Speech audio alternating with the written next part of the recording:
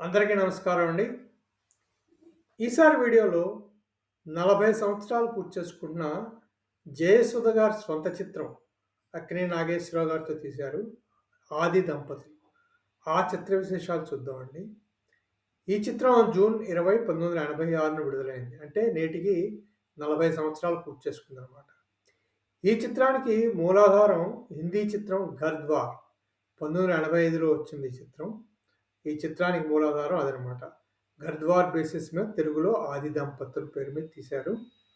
జయసుధ కథానాయిక, నిర్మాణ సంస్థ జేఎస్కే కంబైన్స్. నిర్మాత నితిన్ కపూర్, దర్శకుడు దాసరి నారాయణరావు. సంగీత దర్శకత్వం సత్యం, ఛాయాగ్రహణం పిఎస్ సెల్వరాజ్. ఈ చిత్రం 80 రోజులు పైగానే ఆడి హిట్ చిత్రంగా నిలిచిందండి. అది ముఖ్యంగా ఈ చిత్ర విశేషాలు. తర్వాత ఈ చిత్రంలో ముఖ్యంగా పాత్రలు, పాత్రధారులు చూసుకుంటే ఇదొక కుటుంబ కథ. కుటుంబ పెద్దలుగా శంకర్రావు అక్కినేని నాగేశ్వరరావు, పార్వతి జయసుధ, అలాగే మోహన్ శంకర్రావు తమ్ముడు చంద్రమోహన్, అలాగే సాగర్ శంకర్రావు రెండో తమ్ముడు నరేష్, తర్వాత చెల్లెలు కమల పూర్ణిమ, తర్వాత మోహన్ భార్య ఉమ తులసి, ఉమ తల్లి సులోచనాదేవి రాజ్ సులోచన, తర్వాత కమల భర్త బుజ్జిగా తిలక్. వీరు ఈ చిత్రంలో ముఖ్య పాత్రధారులుగా చెప్పుకోవాలండి. ఈ చిత్రం కథ స్థూలంగా చేసుకుంటే శంకర్రావు పార్వతి అంటే అక్కినేని జయసుధ పాత్రలు ఒక ఆదర్శ జంట. వారికి శంకర్రావుకి ఇద్దరు సోదరులు, ఒక్క సోదరి ఉంటారన్నమాట. వారిని చదివించి పెద్దవాళ్ళు చేయడానికని చెప్పేసి వీరిద్దరూ సొంతంగా పిల్లలను కలవద్దనుకుంటారు. తన సహోదరుల అభివృద్ధి కోసం పగలు రాత్రి అనేక జాబులు చేస్తూ కష్టపడుతూ ఉంటాడు శంకర్రావు.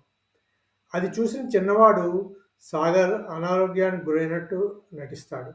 అందువల్ల మోహన్ని చదివించి ఇంజనీర్గా చేస్తాడు శంకర్రావు. ఆ తర్వాత మోహన్ అనే కుర్రాడు మల్టీ మిలియనియర్ సులోచనాదేవి రాజ్ సులోచన, ఆమె కుమార్తె ఉమాను తులసి నటించారు ఈ పాత్రలో. ప్రేమించి వివాహం చేసుకుంటాడు. అహంకారం ఉన్న ఉమ ఈ కుటుంబాన్ని ఎలా నాశనం చేసింది అన్నది మిగిలిన కథ అనమాట. ఆమె ఈ కుటుంబాన్ని నాశనం చేయడం వల్ల పెద్ద కొడుకైన మోహన్ దుబాయ్ వెళ్ళిపోతాడు డబ్బు సంపాదించుకుందికి, అత్తవారింట్లో అతన్ని హేళన చేయడం వల్ల. తర్వాత తర్వాత సాగర్ కూడా అలాగే ఇల్లు వెళ్ళిపోతాడు. శంకర్రావు తన అభిమాని అయిన తిలక్కి బుజ్జితో కమల వివాహం చేయడానికి ఉద్యోగాన్ని ఇంటిని త్యాగం చేసుకుంటాడు. ఈలోగా ఉమ తన తప్పును గ్రహిస్తుంది. అప్పుడు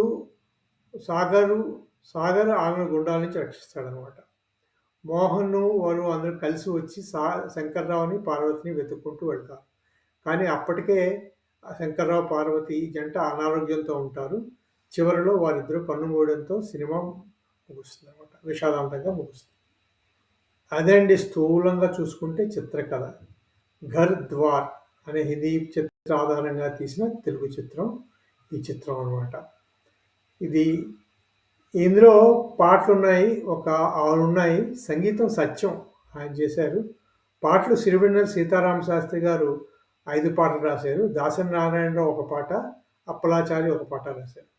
ఎస్పి బాలు, పి సుశీల. తర్వాత ఈ చిత్రంలో ఒక పాట 'కడలిని గని వడివడిగను' అనే పాట కేజే యేసుదాస్, సుశీల పాడారండి. అదొక విశేషం ఈ చిత్రంలో. మిగిలిన పాటలన్నీ ఎస్పి బాలు, సుశీల పాడతారు. అవి పాటలు సిరివెన్నెల సీతారామ శాస్త్రి గారి చిత్రానికి తగినట్టే చాలా బాగా రాశారు. పాటలన్నీ బాగున్నాయని చెప్పుకోవాలి ఆ దంపతుల చిత్రంలో. అది ముఖ్యంగా ఈ చిత్ర విశేషాలండి. 40 సంవత్సరాలు పూర్తయింది విడుదలై. జయసుధ గారి సొంత చిత్రంలో అక్కినేని నాగేశ్వరరావు కథానాయకుడిగా తీశారన్నమాట. తర్వాత మరుసటి సంవత్సరం ఈ చిత్రాన్ని మళ్ళీ తమిళంలో కూడా తీశారు.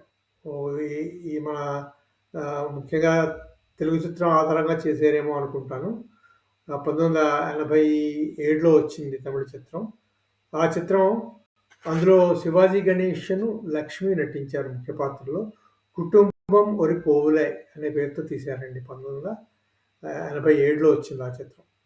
ఆ తర్వాత ఇదే చిత్రాన్ని కన్నడంలో కూడా తీశారు మళ్ళీ. మనమే మంత్రాలయం అని చెప్పేసి కన్నడలో కూడా తీశారు. అందులో జయసుధ పాత్ర భారత వేసినట్టున్నారు కన్నడలో. అవి స్థూలంగా ఆది దంపతులు చిత్ర విశేషాలండి. అవండి.